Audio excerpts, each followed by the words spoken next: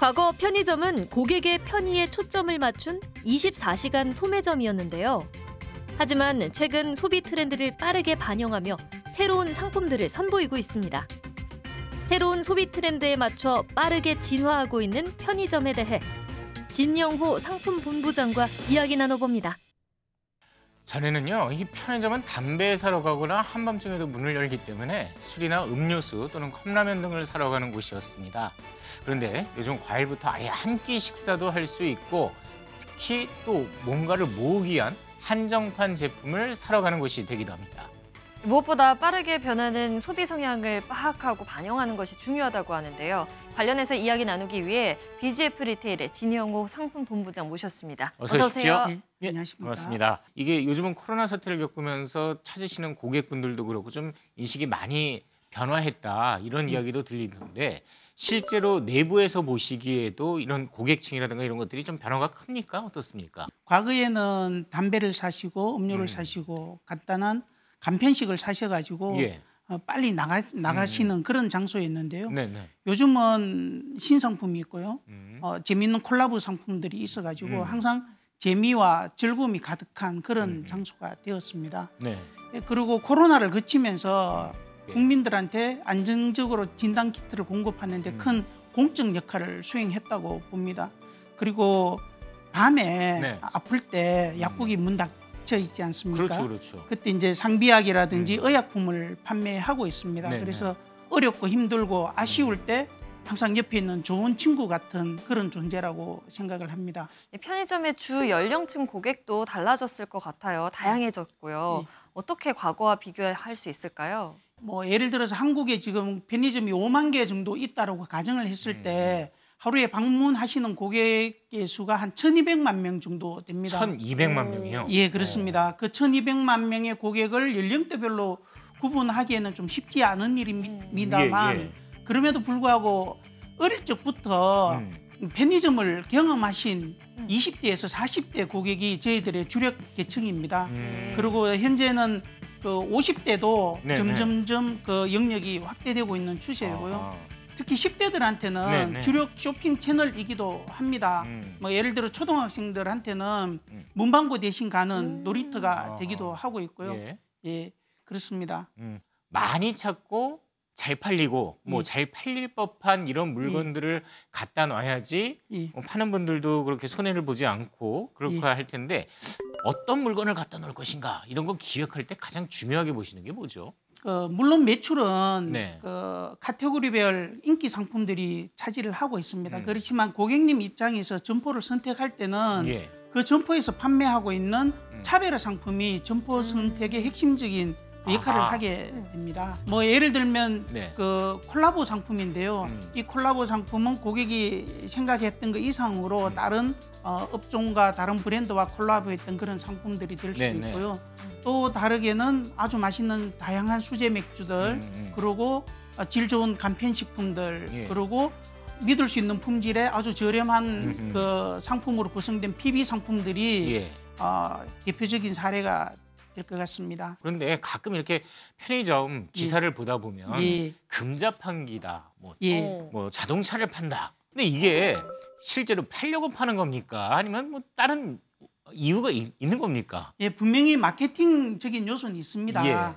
그렇지만 저희들은 고객님들이 생각하시는 그 상상 이상의 가치와 기대를 판다고 생각하고 있고요. 그와 같이 이제 즐거움도 같이 판매를 한다고 생각을 합니다. 그러다 보니까 이제 요트라든지 뭐 수입 자동차라든지 농막이라든지 평소에 내가 꿈꿔오던 그런 쉽게 가실 수 없는 그런 제품들을 저희들이 또 판매를 하게 되었고요. 실제 판매로도 이어진 사례가 많습니다. 편의점이 가장 잘 발달한 나라 하면 일본을 떠올리기 십상이었는데요. 근데 오히려 역으로 최근에는 우리나라 편의점 영업 방식을 일본에서 배우려고 한다고요. 예, 최근에 제가 일본도 갔다 왔는데요. 일본에 가 보니까 그 한국 편의점들이 가지고 있는 독특한 운영 체계가 있습니다. 예를 들자면 1+1 행사라든지 그리고 저희들한테는 익숙한 그 콜라보 상품들 있지 않습니까? 그게 일본에는 많이 없었습니다. 예전에는. 근데 저희들이 요번에 코로나 그친다고 한동안 못 갔잖아요. 그렇죠, 일본으로 그렇죠. 가 보니까 예. 콜라보 상품이 등장하기 시작했습니다. 아하.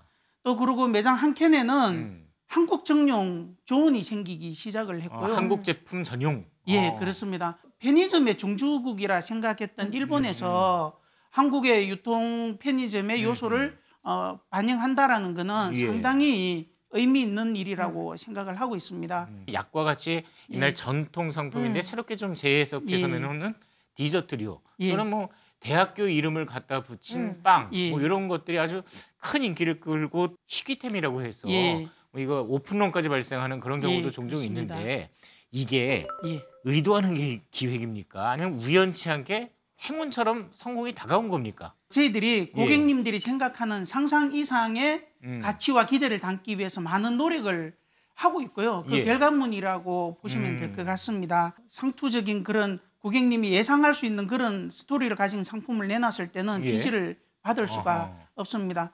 그래서 저희들 그 상품을 운영하는 MD들이 주로 예. 그 MZ 세대들로 구성이 되어 있고요. 전체 한 20, 30대가 한 70% 정도로 아하. 구성이 네. 되어 있습니다. 예. 상품을 기획할 때 그 MZ 세대들이 이해를 하고 생각을 하는 네. 그 시대 정신과 감성을 담아서 그 사람들이 가장 좋아할 수 있는 그런 상품을 기획하는 데 중점을 두고 있습니다. 이런 기획 상품은 순발력 있게 내놓는 건지 아니면 장시간 계획을 하고 예. 내놓는 건지 궁금한데요. 기본적인 계획과 전략은 가지고 접근을 하고 있습니다. 예. 그 전략과 계획은 네. 뭐 2개월 단위, 3개월 단위, 6개월 단위로 그렇게 수정을 하고 있고요. 예. 때로는 실시간으로 트렌드를 즉시 반영해서 즉시 상품화 하고 있습니다. 그만큼 세상의 라이프 사이클이 짧아졌고 상품의 예. 생애 주기도 짧아졌습니다. 거기에 맞는 아주 발빠른 대응을 할 수 있는 체계와 여러 가지 내용들이 필요하겠죠. 야, 이런 상품까지 만드냐? 뭐 내지는 예. 아니 이 빵인데 왜 이런 제품 상표가 붙어 있지? 하면서 좀 당황스러운 경우들이 예. 있거든요. 이 콜라보라는 걸 통해서 어떤 효과를 얻을 수 있는 겁니까? 콜라보라는 게요. 예. 뭐 고객님 입장에서는 당연히 나의 일상생활에 있던 어떤 것들이 상품으로 반영되고 상품으로 출시가 되고 내가 그걸 체험함으로써 즐거움과 재미를 느낄 수 예, 있습니다.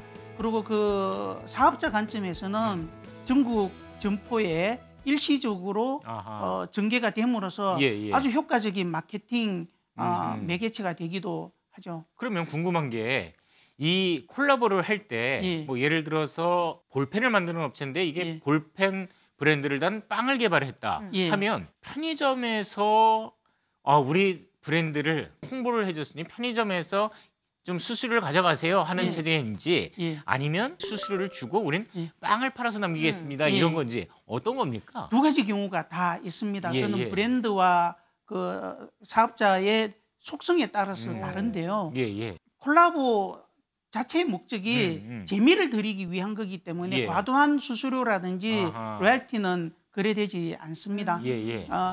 어떻게 하면 좀 더 재미있고 좀 더 가치 있는 콜라보를 만들 수 있을까에 대해서 중점을 두고 있고요.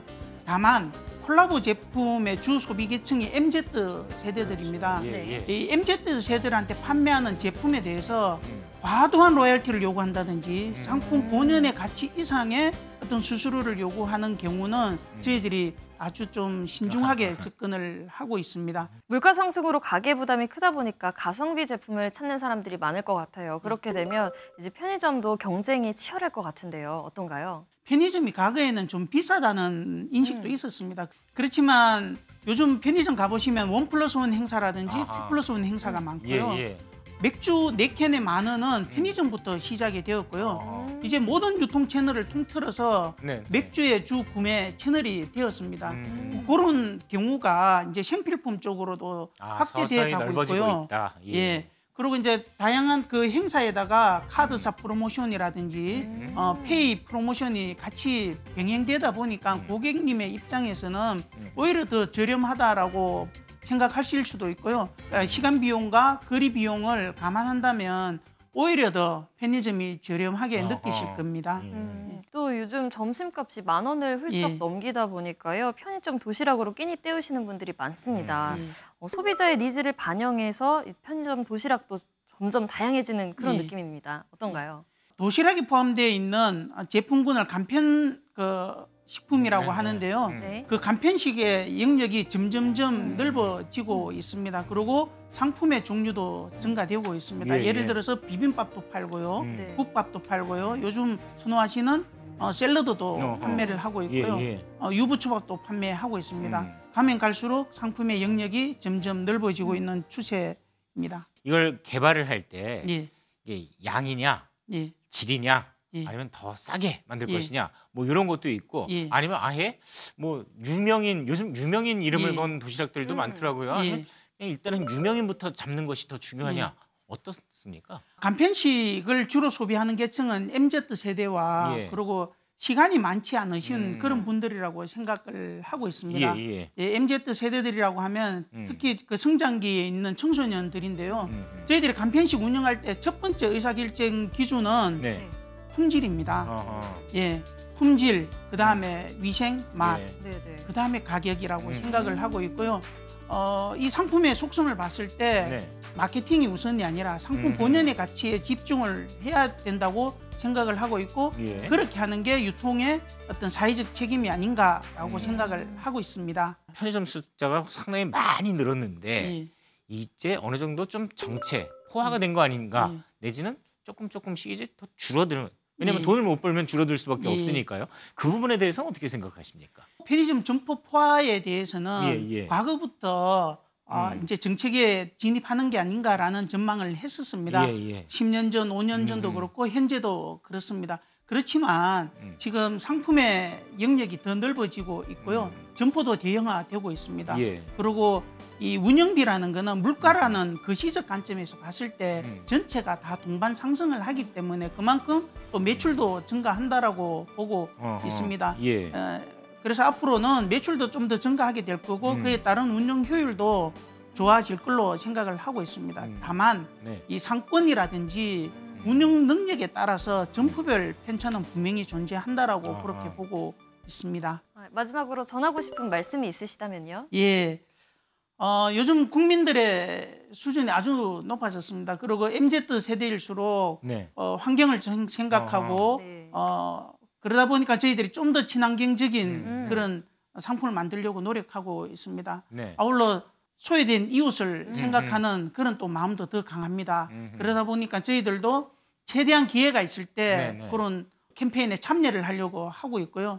뭐 대표적인 예를 들자면 예. 겨울에 아주 상징적인 상품이 핫팩입니다. 아, 편의점에서 많이 팔죠. 예, 그렇습니다. 해마다 테마를 바꿔가면서 하는데요. 올해는 연탄으로 테마를 잡았습니다. 예, 따뜻한 이웃 그리고 연탄을 떼시는 분들한테 연탄을 기부하고 연탄 배달 캠페인을 좀 하자라는 그런 취지에서 테마를 잡았고요. 예. 과거에는 단순히 편의점이 물건을 파는 그 소매점이라는 인식이 강했습니다만 예. 코로나를 거치면서 진단키트 공급하고 마스크 공급하면서 좀 더 저희들한테 친근해졌습니다. 예. 그리고 이제 예를 들어서 요즘 태풍이나 국가 그 재난이 많이 발생되지 않습니까? 네. 저희 회사는 행안부하고 제휴를 해서 자동으로 구호용품이 가게 되어 있습니다. 예. 힘들고 어려울 때, 급할 때 좋은 친구 같이 언제나 있는 그 편의점이니까요. 편의점 많이 이용하실수록 또 세상이 좀 따뜻해지고 깨끗해지고 또 훈훈해지는 그런 역할에 좀 동참하시는 거하고 똑같지 않은가라고 생각을 합니다. 이 편의점이 간단한 물건을 팔던 것을 넘어서서 이제는 소비 트렌드를 반영하는 곳이 됐다, 이런 생각이 듭니다. 앞으로 또 어떤 상품, 또 어떤 서비스를 내놓을지, 그리고 소비 문화는 여기에 맞춰서 어떻게 영향을 주고받을지 궁금한데요. 우리나라 편의점 산업이 국내뿐 아니라 해외에서도 이제 맹활약하길 기대해 보겠습니다. 네, 오늘 말씀 고맙습니다. 감사합니다. 예, 고맙습니다.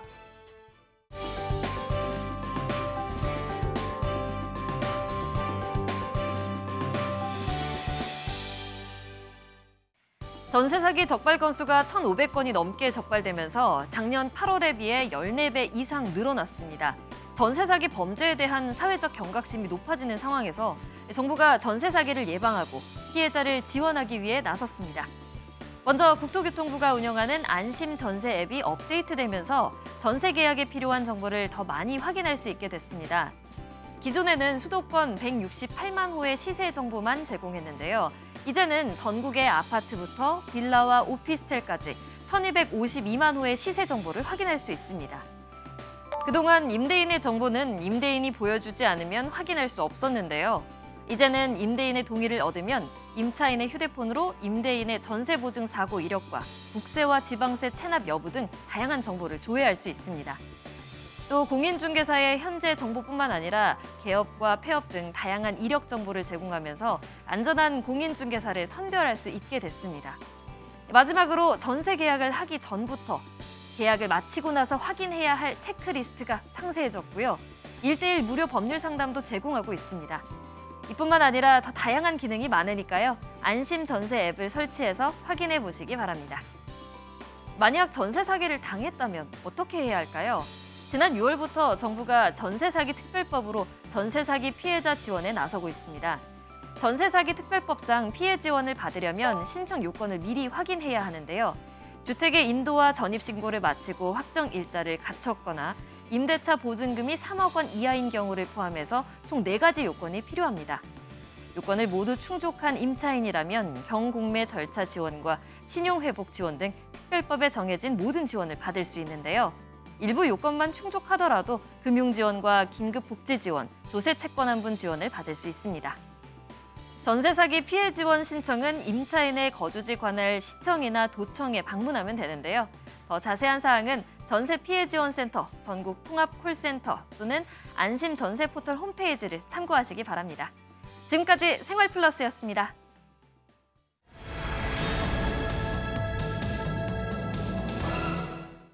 거리를 걸으면서 통화는 물론 자유롭게 인터넷을 검색하고 팔목에 찬 스마트워치로 건강 정보를 실시간으로 확인하는 등 과학기술의 발달로 우리는 보다 편리한 일상을 누릴 수 있게 됐습니다.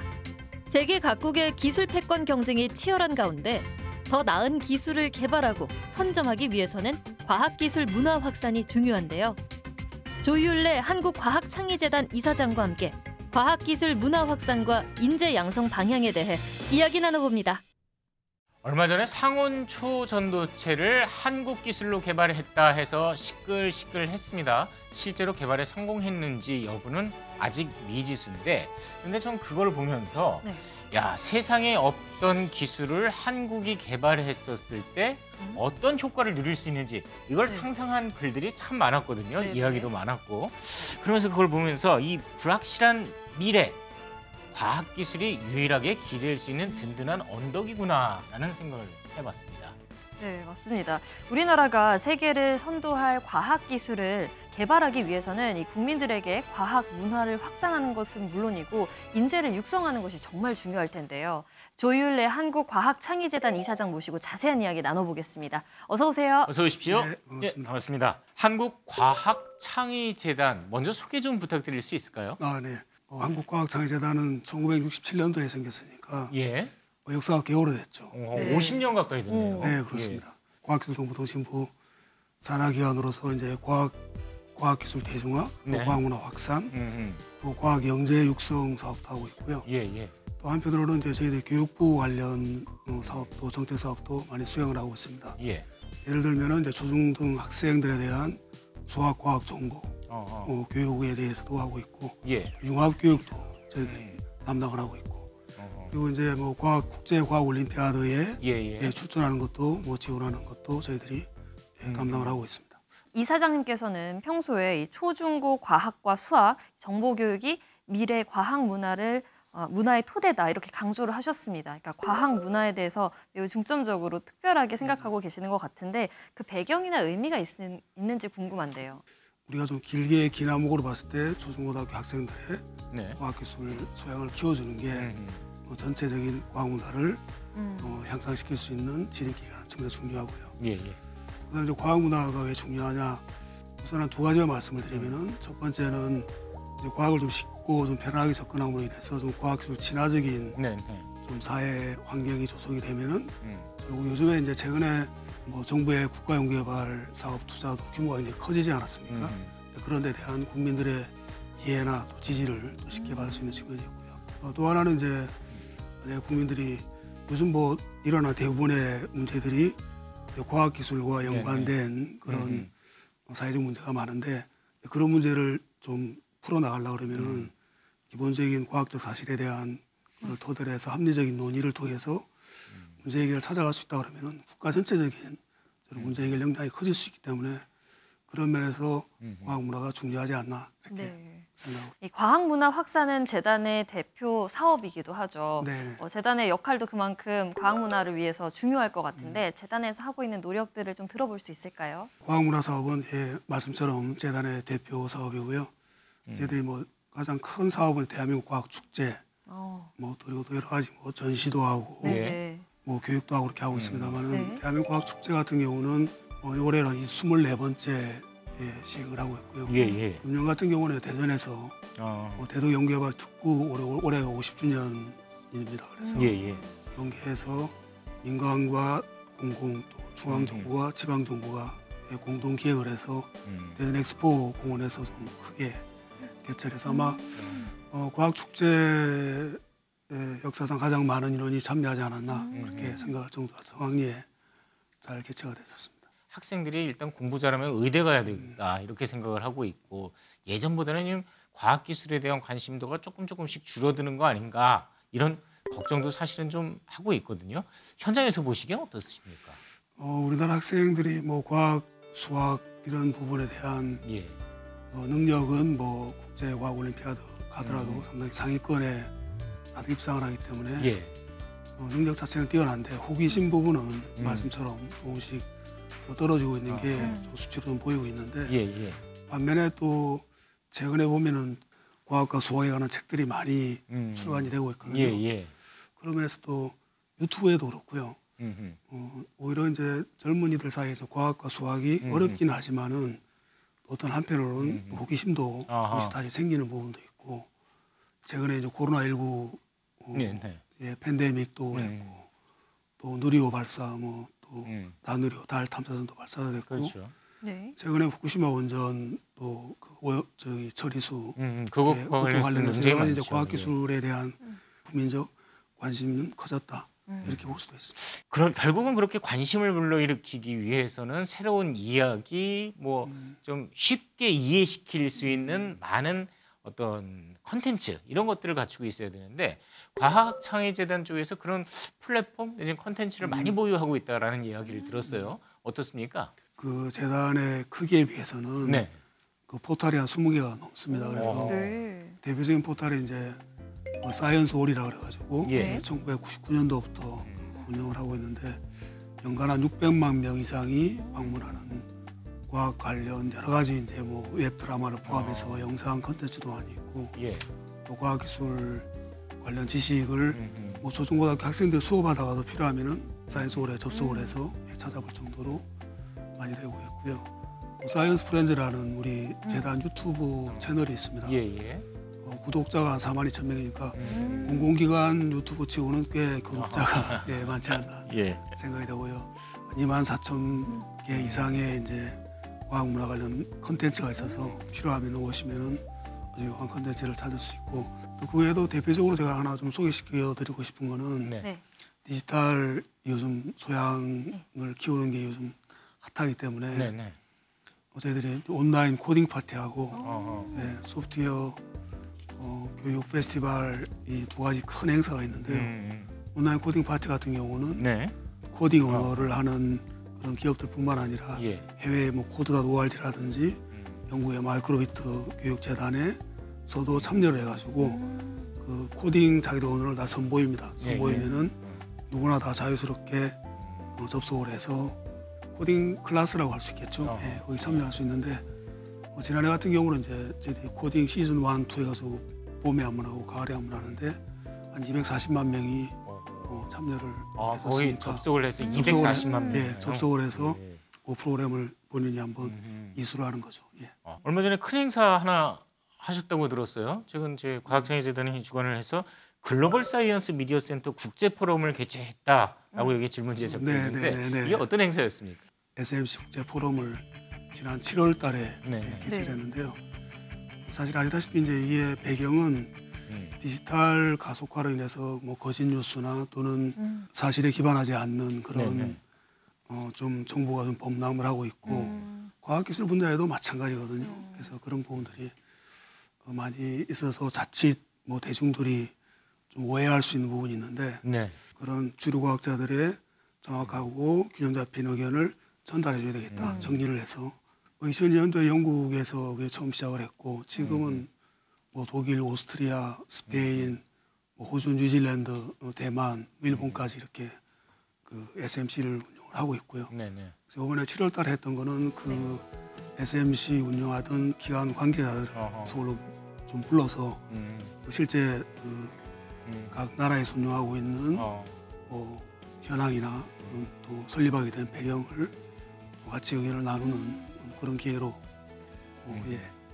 삼기 위해서 개최를 했었습니다. 또 교육부와 함께 창의 융합형 인재 사업도 진행하고 있다고 들었습니다. 네네. 이와 관련해서 좀 소개를 해주신다면요. 교육부의 창의 융합형 인재 양성에 대한 사업을 다양하게 하고 있는데요.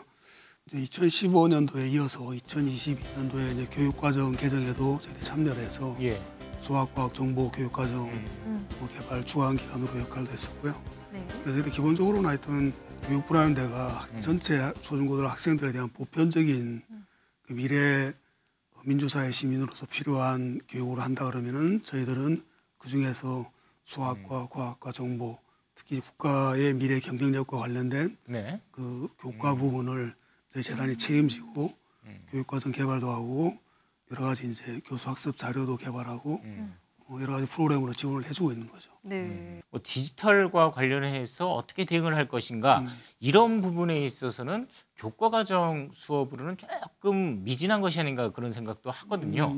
이런 디지털 쪽의 인재 양성을 위해서 뭐 과학창의재단 쪽에서 하시는 일 같은 게 있을까요? 말씀처럼 저희 디지털 부분은 교과과정으로 충분히 아이들을 교육시킬 수 있는 게 좀 부족하죠. 그래서 2022년 교육과정 개정을 하면서 정보 교육 시설 늘렸고요.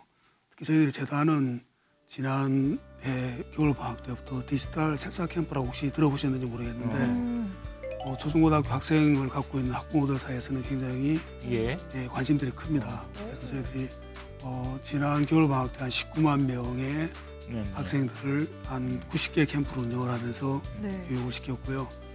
단순하게 이제 그동안 학교 현장에서는 좀 제공하기 어려웠던 민간이나 대학의 자원을 활용을 해서 초중등 고등학교 학생들에게 이제 디지털 소양을 높일 수 있는 그런 캠프 운영을 했고 이번 여름방학도 지금 하고 있습니다. 하고 있고 겨울방학 2025년도에 새로운 교육과정에 따라서 정보 시수가 늘어나기 전까지 아이들한테 사전적으로 충분한 디지털 소양을 갖출 수 있도록 캠프를 운영을 할 겁니다. 사실 요즘 학생들 사이에서는 뭐 수포자, 과포자라는 이런 줄임말을 써서 수학, 과학을 꽤 어려워하는 친구들이 좀 있는데요. 이 학문에 어떻게 접근하면 좋다고 생각하시는지 궁금합니다. 제가 생각할 때는 결국은 수학과 과학을 그냥 입시를 위한 과목으로 생각을 하면은 사실 쉽지 않고요. 어떤 호기심이나 재미나 이런 측면에서 접근해야 되는데 다행스러운 것은 아까 말씀드렸다시피 뭐 유클리드 기하학이라든지 또는 뭐 여러 가지 뭐 양자, 뭐 역학 이런 거를 굉장히 쉽게 쓴 제가 볼 때는 초등학교 고학년, 중학생만 되더라도 이해할 수 있게끔 굉장히 스토리텔링식으로 쓴 책들이 많이 나와가지고 그런 거를 통해서 이제 호기심을 불러일으키는 게 중요한 것 같고요. 그러다 보면은 공부할 수 있는 좀 욕심도 생기지 않을까 그렇게 생각합니다. 학부모님들 입장에서는 자녀 교육을 시키실 때 뭐 이런저런 고민도 많으시겠지만 결국은 얘가 좀 잘 먹고 잘 살았으면 좋겠다 이런 생각을 하시면서 움직이는 것 같은데 과학창의재단 이사장으로서 보시기에 자녀 교육을 좀 이런 식으로 좀 해보면 어떻겠습니까 하고 제언을 한다면 어떻습니까? 학부모님들의 관심은 자녀들이 좀 행복하고 안정된 미래를 살았으면 좋겠다는 게 뭐 인지상정인 것 같습니다. 우리 아이들은 20, 30년 뒤를 살 거잖아요. 그래서 미래에 과연 필요한 역량이 뭐냐라는 쪽으로 이렇게 생각을 하시면은 아이의 진로를 생각하는 범위가 넓어질 수 있을 것 같아요. 미래에서 필요한 역량을 키운다는 게 참 뭐라고 다 정의하기 쉽지는 않은데 뭐 챗GPT 포함해서 AI가 이제 굉장히 많은 부분을 뭐 직업을 대체라고 많이 바꿀 거라고 그러는데 학부모님들께서 우선 사회적 파급 효과가 큰 그런 혁신 기술들이 계속적으로 개발되고 발표되고 사회를 바꾸고 나오고 있기 때문에 그런 거를 보시고 나 역시 뭐를 하는 게 맞을까? 미래는 빨리 변하고 있고 부모님들이 먼저 공부를 하셔야지 되지 않을까 그렇게 생각합니다. 마지막으로 시청자분들께 전하고 싶은 말씀이 있으시다면요? 그 과학 문화라는 것은 과학기술에 대한 기본 소양도 갖추는 거고 그다음에 또 과학적인 또 합리적인 사고를 할 수 있는 그런 사회 공동체 구성원들의 어떤 소양이라고 교양 내지는 소양이라고 보여지거든요. 그런 게 점점점 저는 사회적 자본으로서 더 중요해지고 있다. 왜냐하면은 우리가 부딪히고 있는 다양한 현대사회 문제들이 대부분 다 과학기술적 요소를 내포하고 있고요. 그렇죠. 그럼 그 문제를 풀려고 하면은 다양한 이해관계자들이 어떤 합리적인 토론과 논의 과정 그리고 또 이제 과학적인 사실에 대한 기본적인 인식을 같이 하는 그런 토대 위에서 문제 해결을 찾아가는 그런 사회 문화가 조성이 돼야만이 국가 전체 사회 공동체 전체의 문제 해결 역량이 커지면은 저희 불필요한 사회적 비용을 최소화할 수 있고 결국은 뭐 우리 사회가 더 훨씬 더 건강해지고 경쟁력이 있을 수 있는 거죠. 그러면서 이제 우리 과학기술 소양 아까 교양이라고 말씀 교양 이런 부분을 좀 갖추는 게 필요한 것 같고요. 제가 바라는 소망이 있다 그러면은 저희 나라도 이렇게 여러 명이 모였을 때 과학기술이 좀 화제가 되고 교양으로서 어떤 이야기거리가 될 수 있는 그런 사회가 되면은 좋지 않을까 그런 생각을 합니다. 자, 과학기술 경쟁력이 바로 국가 경쟁력이 된다라고 해도 과언이 아니죠. 기술 경쟁력을 갖추기 위해서는 인재를 키울 교육 환경, 또 문화 인프라, 그리고 사회적인 분위기까지 다 삼박자가 부로 맞춰져야 할 텐데요. 앞으로도 지금처럼 한국과학창의재단이 국내 과학 문화 확산과 인재 양성을 위해서 노력해 주시기 바랍니다. 오늘 토요포커스는 여기서 마치겠습니다. 시청해 주신 여러분 고맙습니다.